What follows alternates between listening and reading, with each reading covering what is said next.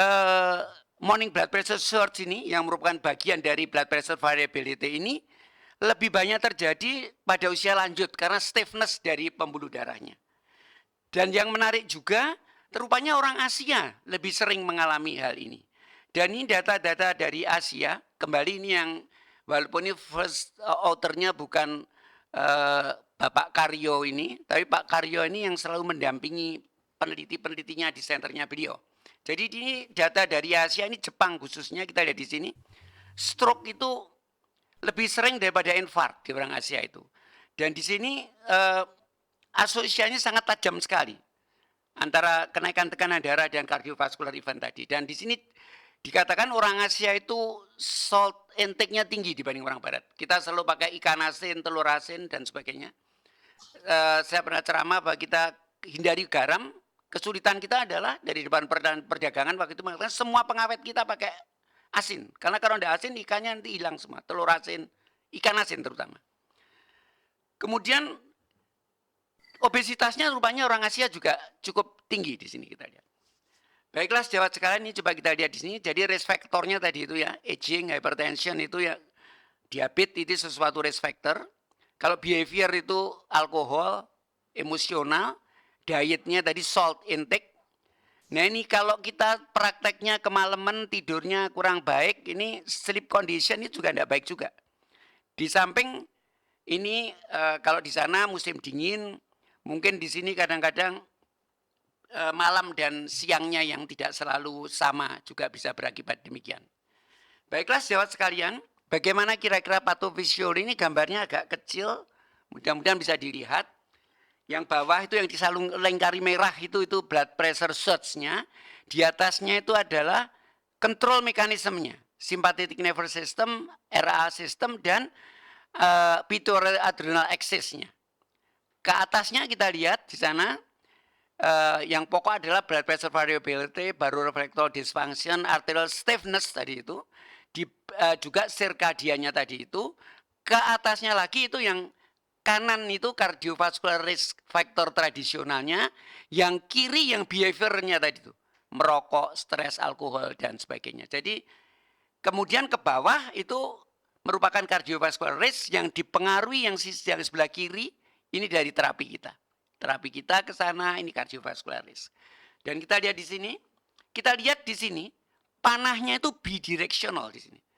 Menjadi kadang-kadang apakah morning surge-nya dulu menyebabkan inflammatory markers meningkat atau inflammatory markernya yang menyebabkan morning surge-nya. Makanya di sini kita lihat panahnya ini bidirectional, ke kiri juga ke kanan juga. Baik tentang inflammatory markers yang ada, blood pressure variability-nya sendiri, kondisi jantungnya, ya untuk tadi Dr. Murtiwi juga menjelaskan untuk diabetes terjadinya albuminuria yang merupakan petanda paling dini kelainan ginjal, dan keadaan arterinya baik large artery maupun small artery. Jadi bisa kita lihat di sini morning blood pressure surge, risiko kardiovaskular event, risiko kardiovaskular mortality. Dan faktornya dua tadi itu, degree morning blood pressure surge-nya ini yang risk, sedangkan nighttime blood pressure fall-nya ini yang protektif. Jadi kalau malam tidak turun, paginya naik, itu risikonya makin besar.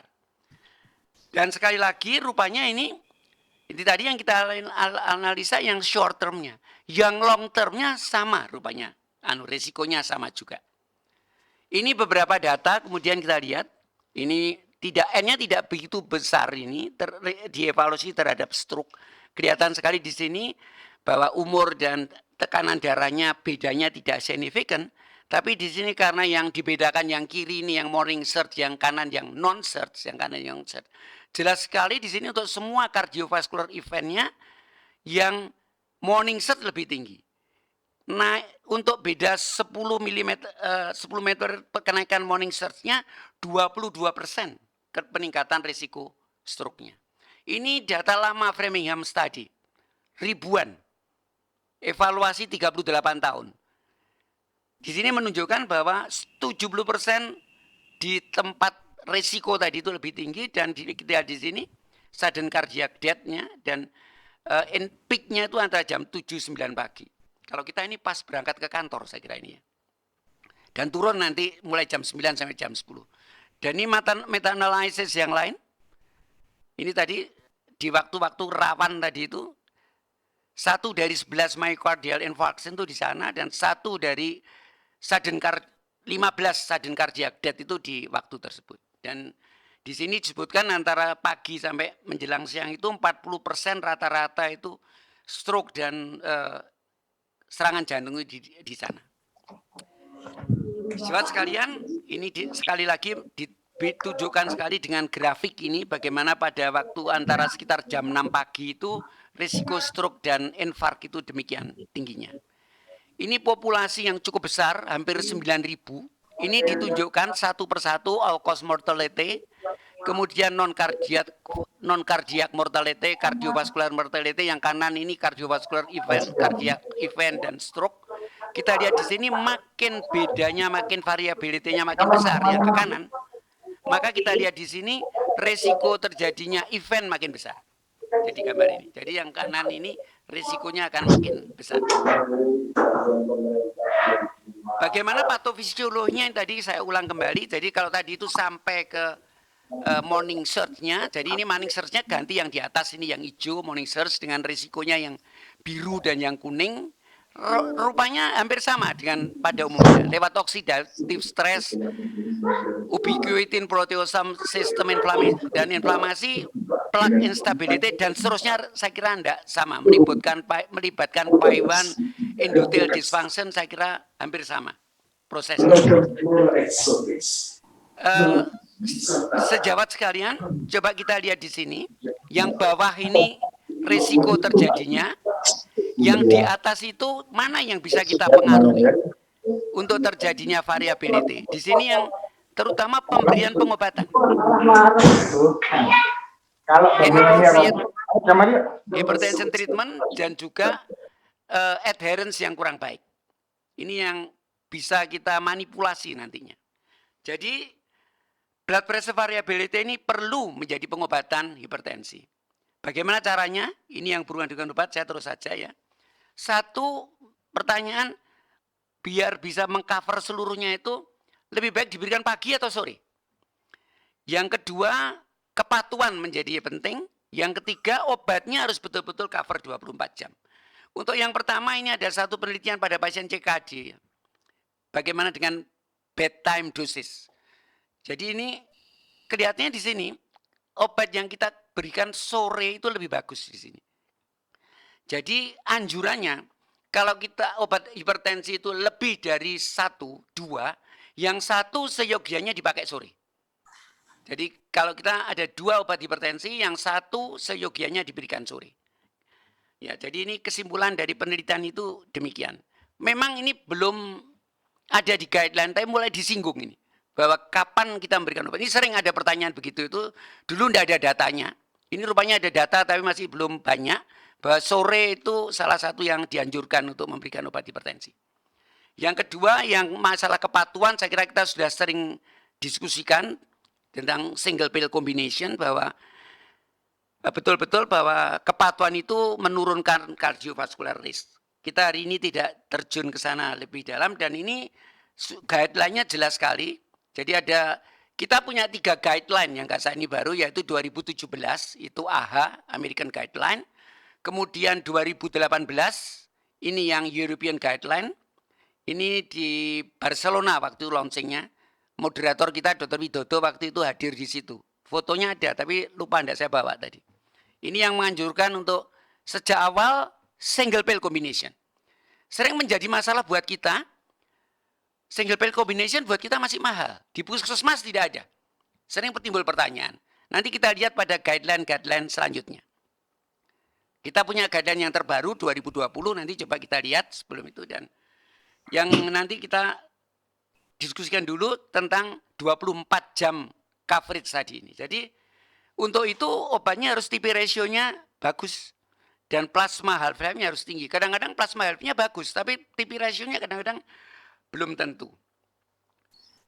Dan ini anjurannya ini lagi-lagi oleh Profesor Karyo tadi itu, bahwa long acting hypertensive treatment-nya yang betul-betul cover 24 jam, dipertahankan average systolic pressure-nya MA itu morning dan evening average-nya itu di bawah 135.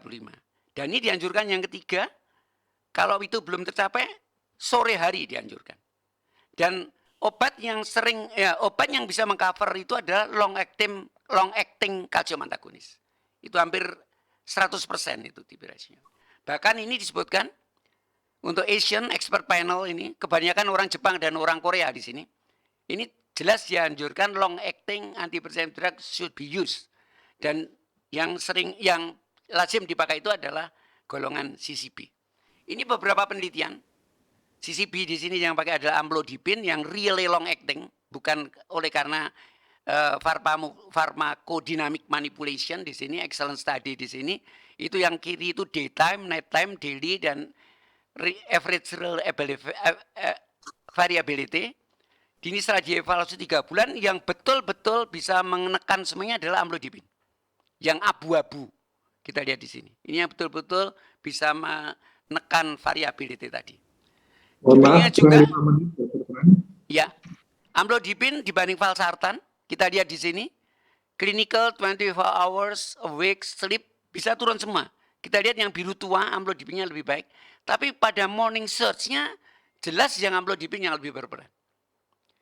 Jadi ini data ini menunjukkan bahwa CCB long acting, amlodipine dalam hal ini salah satu pilihannya. Ini juga ditunjukkan, ini ada placebo, yang kiri itu yang CCB, yang betul-betul bisa untuk menurunkan menurunkan blood pressure variability tadi.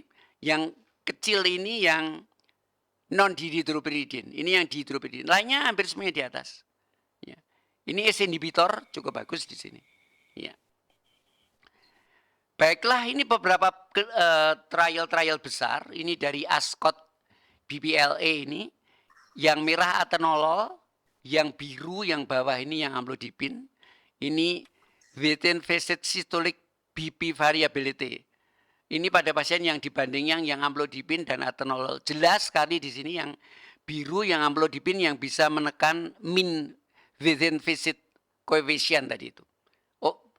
Evaluasinya 5 tahun. Jadi ini kita bukan ngomong turunnya tekanan darah saja, ini juga menurunkan blood pressure variability-nya kali ini. Dan ini kita lihat di sini, ini hard endpoint-nya. Kalau tadi itu blood pressure variability, di sini dari Camelot study ini jelas sekali bahwa amlodipine dibanding placebo ini turunnya sampai 31%. Di sini kita lihat gambarnya yang biru, yang abu-abu itu yang amlodipine turunnya. Yang enalapril juga turun, tapi turunnya tidak sebagus yang amlodipine. Yang abu-abu tidak begitu kelihatannya. Yang abu-abu di sini. Amlodipine enalapril. Tinggal 2 slide atau 3 slide, Dr. Widodo. Dan ini juga Ascot study ini ditunjukkan. Jadi ini yang dilihat tadi itu endpoint-nya di sini cardiovascular mortality, fatal non-fatal stroke, dan cardiovascular event di sini baik pada orang usia. Memang CCB itu anjurannya untuk usia lanjut, tapi di sini dilihat bahwa untuk baik untuk usia lanjut dan usia di bawah 65 dipakai batasan 65 di sini. Amlodipine menurunkan semuanya, dan kita lihat yang paling kanan untuk stroke itu pada yang orang tua ini kita lihat turunnya risk reduction-nya lebih nyata. Seperti kita tahu penurunan tekanan darah itu sangat berpengaruh untuk kejadian untuk stroke ini, agak sukar mengendalikannya untuk stroke ini.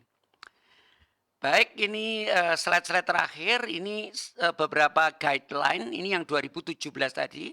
CCB masih choice of initial medication. Thiazide, CCB, SO, ARB, bukan SN ya, SOR. Dan beta blocker kapanpun kalau ada indikasi. Kemudian ini yang tadi sudah saya sampaikan, CCB tetap first liner, cuman di sini kan bunyinya kombinasi. Sering timbul pertanyaan, apa tidak boleh sendirian? Tidak pernah bisa, dari datanya kita tidak jawab. Tapi ini ada guideline baru, 2020 di tengah pandemi ini ISH mengeluarkan guideline baru. Yang unik di sini adalah ini seperti gabungan Eropa dan Amerika. Kalau kita lihat sini hanya ada grade 1, grade 2. Kalau Eropa biasanya grade 1, grade 2, grade 3. Amerika biasanya pakai stage. Ini pakai grade Eropa. Dan normalnya di sini batasnya 140. Seperti Eropa. Jadi ini 130, 139 high normal. Grade 1 mulai 140. Jadi kalau Amerika itu 130, ini 140. Ini gabungan Amerika dan Eropa. Yang menarik di sini, targetnya di sini ada terminologi esensial dan optimal. Dari targetnya di sini dikatakan esensialnya 140-90. Tapi kita akan sering berdebat. Kan kalau kita sering 130-80 bisa enggak? Nah, kalau pengen baik 130-80. Tapi esensial 140-90 cukup. Nah, ini terminologi baru. Jadi di sini dikatakan kalau optimal itu yang betul-betul evidence based, yang sering kita tidak bisa capai. Yang esensial itu seperti di kita. Minimum standard care-nya apa? Seperti tadi tidak ada single pill combination. Pisah juga boleh.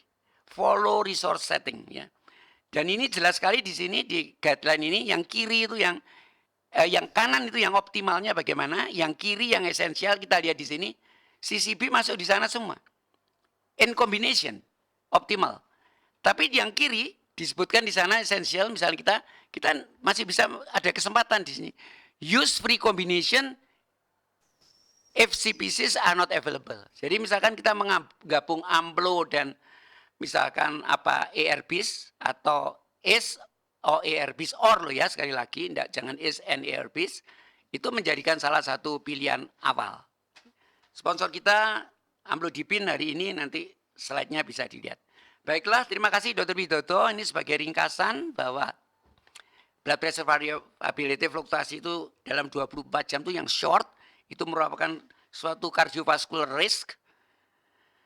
Dan ini harus diturunkan, bagian yang harus diturunkan.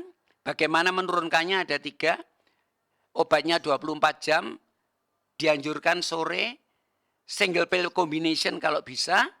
Dan amlodipine adalah kalsium channel blocker yang bisa dipakai betul-betul 24 jam dengan TP ratio yang mendekati 100%. Terima kasih Dr. Widodo. Wassalamualaikum warahmatullahi wabarakatuh. Waalaikumsalam warahmatullahi wabarakatuh. Alhamdulillah presentasi Dr. Pranawa mengenai variabilitas tekanan darah dan bagaimana tata cara terapinya sudah bisa kita dengarkan. Ada beberapa pertanyaan dalam Q&A. Sebagian besar adalah untuk Dr. Sri Murtiwi, tapi mungkin Dr. Sri Murtiwi beberapa pertanyaan dari Dr. Agustinus, Dr. Putu Suarteputra, Dr. Ilham ini kelihatannya, dan Dr. Albert ada beberapa kesamaan.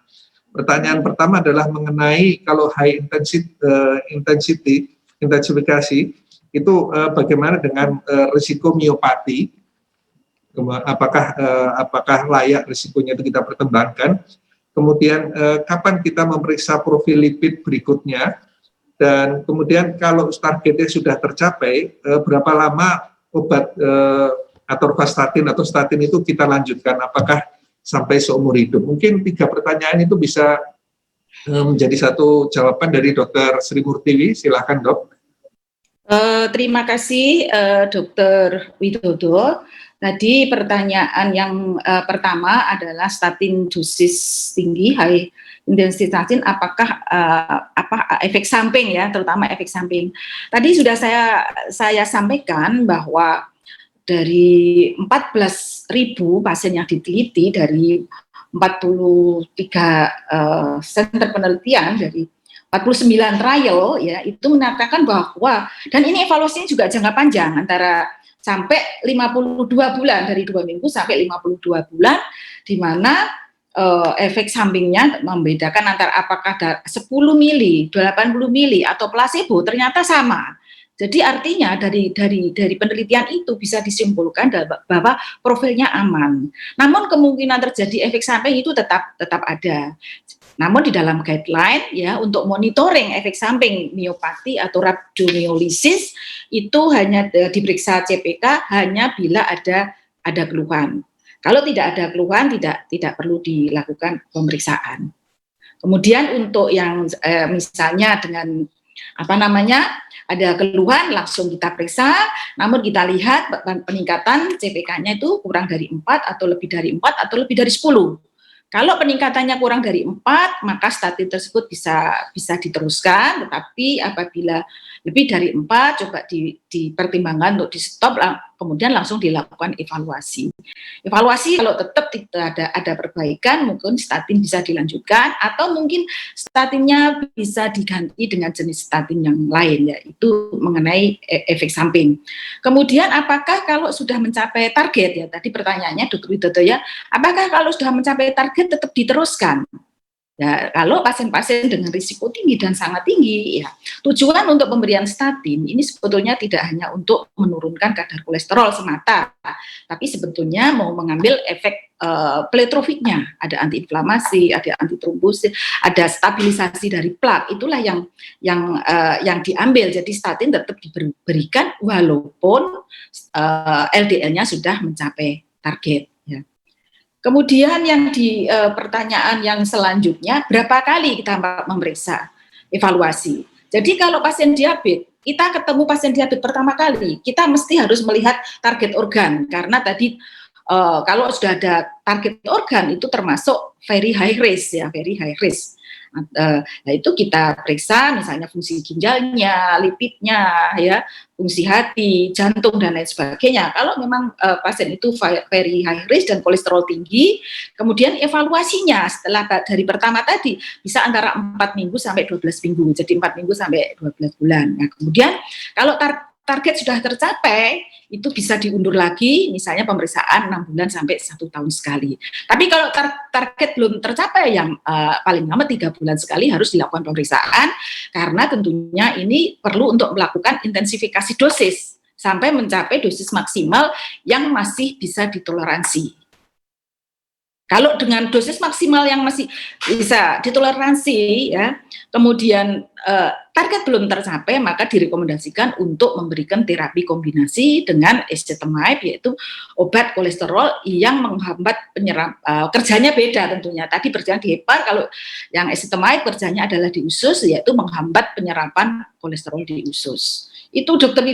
Widodo, mungkin ada yang kurang saya jawab, barangkali pertanyaan yang belum saya jawab. Mohon izin Dr. Sri Murtiwi, saya pindah dulu ke Dr. Pranawa untuk berbagi-bagi waktu karena waktunya cukup pendek. Untuk Dr. Pranawa ada pertanyaan, 2 pertanyaan, mungkin bisa dijawab satu. Yang pertama adalah dari Dr. Bayu.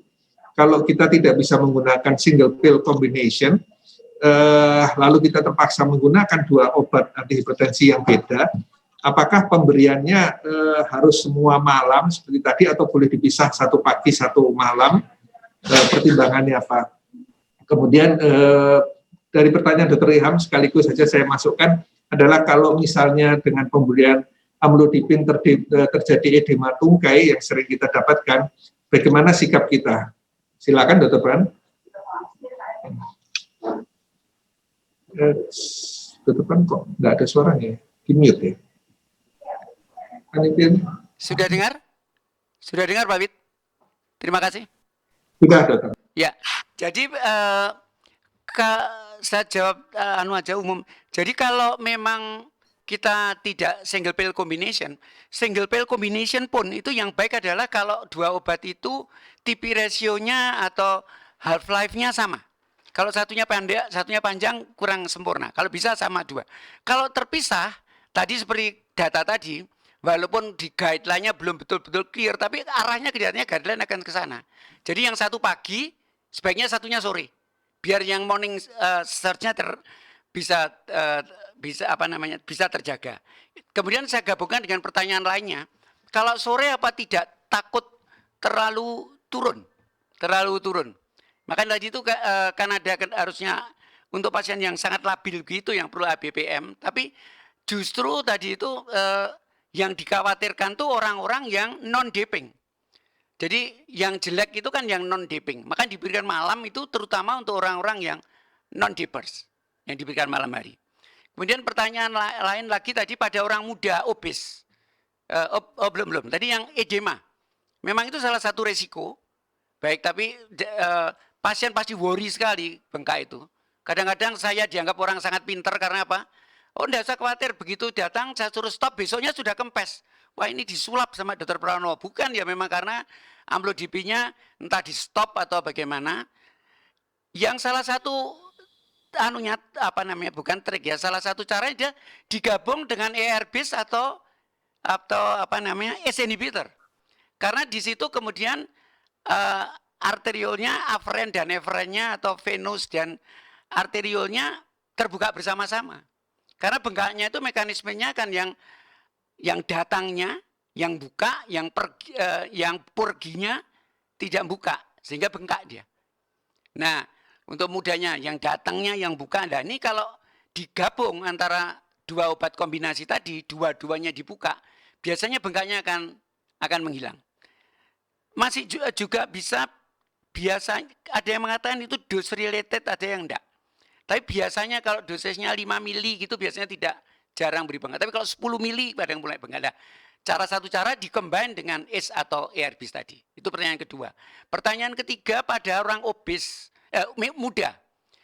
Pada orang muda, saya tekan kemudian usia di bawah 30 tahun, hati-hati kalau ada orang muda, walaupun tadi ada pertanyaan obes, diabetes dan sebagainya bisa. Tapi kalau orang muda hipertensi, jangan lupa memikirkan apa namanya, renal artery stenosis. Artinya bukan benign essential hypertension, tapi secondary hypertension. Jadi kalau hipertensi di bawah 30 tahun atau abrupt di atas 50 tahun, pikirkanlah bahwa itu bukan benign essential hypertension. Salah satu sebabnya adalah renal artery stenosis. Itu hati-hati kalau kita berikan ACE atau ARBs, biasanya dia malah nanti fungsi ginjalnya memburuk. Pertanyaan terakhir ini pada orang CKD bagaimana? Apakah pilihannya, tadi dikatakan orang CKD biasanya perlu 3-4 obat, jarang 1 obat. Maka kombinasi tadi seperti guideline tadi, ACE/ARBs dan CCB, CCB dengan ACE/ARBs adalah salah satu pilihannya. Jangan lupa pada orang-orang yang sudah renal impairment tadi, kalau kita memberikan ACE atau ARBs, jangan lupa dimonitor fungsi ginjalnya. Kalau fungsi ginjalnya memburuk, di guideline yang baru lebih 30%, maka itu kemungkinan ada tadi itu renal artery stenosis tadi, obatnya jangan dilanjutkan, ACE atau ARBs itu. Jadi pilih yang lain. Tapi kalau naiknya 3 sampai segitu, itu memang karena seperti yang tadi itu, karena yang dibuka lebih banyak eferennya, maka glomerular pressure-nya turun, GFR-nya turun, biasanya naik. Tapi kalau naiknya tidak sampai 3, GFR-nya turun, kreatinnya naik. Kalau naiknya tidak sampai 30%, boleh dilanjutkan. Kira-kira itu Pak Widodo, ada lagi pertanyaannya? Terima kasih Dr. Pranawat. Ya. Ada satu pertanyaan yang menaruh untuk Dr. Sri Murtiwi dari Dr. Agustinus yang tadi. Yang pertama adalah, kalau misalnya seseorang pasien sudah menggunakan statin secara dalam jangka lama, kemudian dia mengalami kegawatan, misalnya akut coronary syndrome masuk di IGD, bagaimana sikap kita dengan penggunaan statin? Apakah masih terus digunakan, di stop atau ditunda? Silakan Dr. Sri Murtiwi. Terima kasih ya Dr. Widodo. Tadi berdasarkan penelitian ya, pada pasien dengan akut coronary syndrome biasanya statin dosis tinggi atau high intensity langsung diberikan. Itu dari tadi Prof. Timi juga semua menggunakan high statin intensity, tapi dengan menggunakan high statin intensity ternyata mampu menurunkan cardiovascular event yang selanjutnya gitu. Jadi tetap sebagai secondary prevention, jadi memberikan manfaat yang lebih baik dibanding dengan tadi pemberian standar dengan pravastatin 40 mg. Jadi yang dimaksud dengan high intensity untuk atorvastatin adalah dosis 40 sampai 80 mg. Kalau dari 10 mg ini ya termasuk moderate intensity. Jadi semua yang digolongkan very high dan high intensity menggunakan risiko very high dan high menggunakan high intensity. Demikian Dr. Widodo. Ya, terima kasih Dr. Sri Murtiwi. Pertanyaan terakhir adalah yang saya baca untuk Dr. Pranawa. Ada 2 pertanyaan yang mirip, yaitu penggunaan obat antihipertensi untuk pasien dengan obesitas. Bagaimana Dr. Pranawa? Terima kasih sekali lagi, seperti ini mungkin pertanyaan yang lanjutan tadi, orang muda obesitas tadi. Jadi itu saya kira kalau tadi muda harus dilihat dulu apakah dia betul-betul tidak ada tanda-tanda secondary hypertension. Kalau tidak ada ya seperti guideline itu saja, urutannya sama.